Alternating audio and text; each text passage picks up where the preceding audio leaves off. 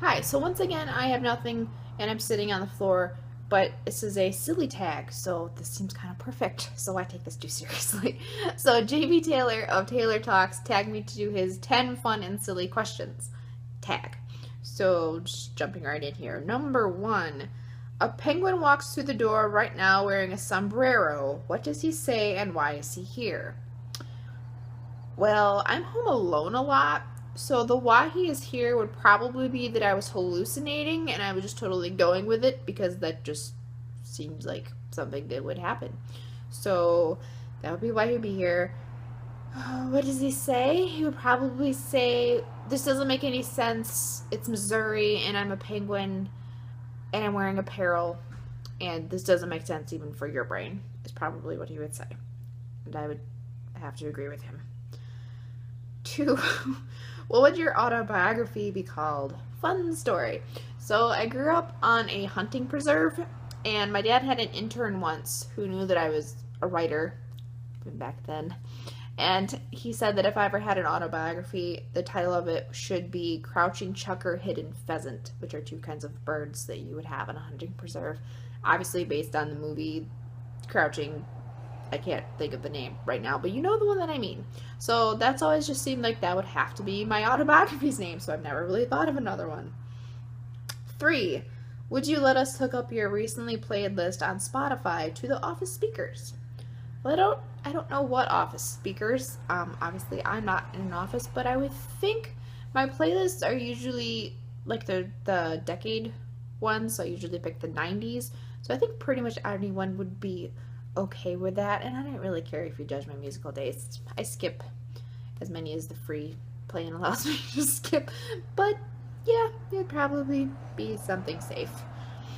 Um, Four. If you had three wishes from a non-tricky genie, what would you wish for? You're supposed to say world peace, so I would say world peace and be a good person. Two, I would say I would want to be able to travel anywhere, anytime that I wanted. However, I don't know. I would have to figure out the logistics of that. But I would want to be able to just travel at a whim. Um,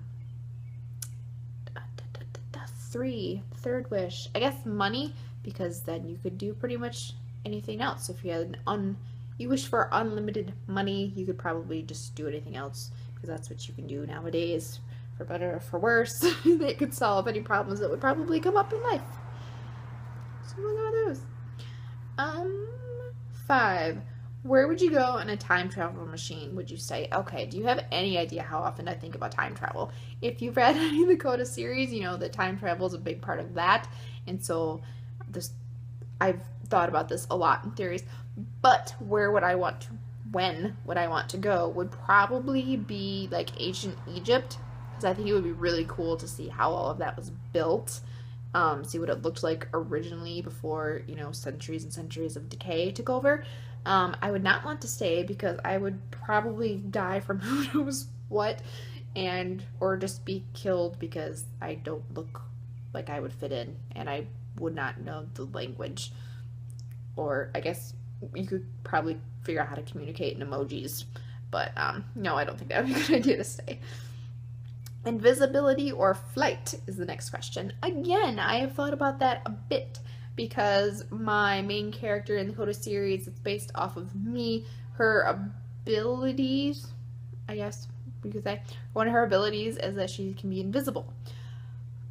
But I can't think of any practical application for why that would actually be useful since I am not of the mind to be a vigilante. So if you're not using that for anything like tactical, I think it just leads to being creepy. Like why would you need to be invisible?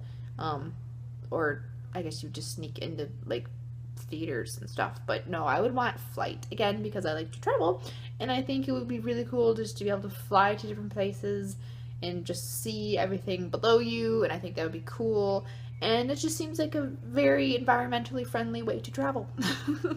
So I'll go with flight. Seven, we're on. After somebody uses a transporter in Star Trek, are they the same person, or does reconstituting them out of different molecules mean they're a different person and the original version ceases to exist? not the first time I've had this brought up in conversation. I don't remember how I usually answer. I don't really know the science behind how, theoretical science behind how Star Trek's teleporters are supposed to work. But I would think that since you stop to exist in the one place when you're transported, it's the same thing. That since you're no longer there and you're now over here, that you're now there. So there's the whole like, oh, but what happens to the soul because it's not part of matter? But I think it would find you because this would still be you. So yes, I think you would be the same person. Short answer. 8. What would you name your boat if you had one? Probably Dexter, because I would at least think that that's funny, and it might, if anyone knows things, then that might keep them from bothering you when you're on your boat, because I imagine I would want to be on my boat to chill, so I wouldn't want to be bothered, and that just seems like a good name for that purpose. 9. To you, what's the closest thing to real magic? I would pretty much say any technology that involves like the internet, or honestly even like however CDs work and you get sound from that. My brother's a sound guy and I've had this explained to me ad nauseum.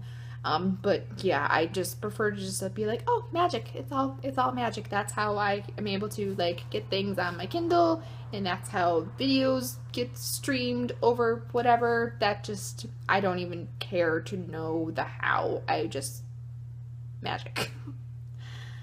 10. Would you take a one-way mission to Mars trip?